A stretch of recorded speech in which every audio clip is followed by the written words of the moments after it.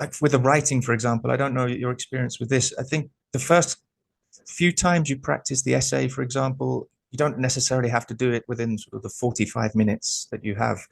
If it takes you an hour the first time, then that's fine because you're just getting an idea for how to structure the essay and the task itself.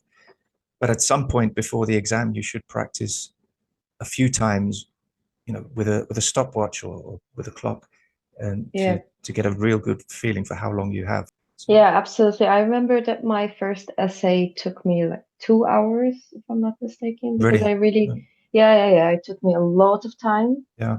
And then, of course, I think I wrote maybe 6 to 7 essays in total. Hmm. Yeah, and Yeah. then, of course, the time decreased. But on the day of my exam, I handed in my writing paper just in time. Hmm. So I didn't really have the time to go over what I had written. Well, you did well to finish it. I mean, this mistake that many students make is that they start with the essay and they think, oh, if I just give myself 5 more minutes, I can write the perfect essay.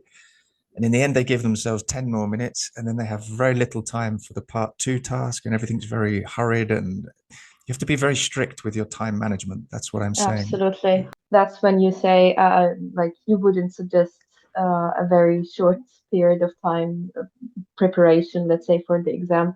Yeah, because that's the consequence that you pay. You just hand in the writing paper time without, yeah, because if I had more time to prepare, of course, I'm sure that I would have had more time to go over my writings.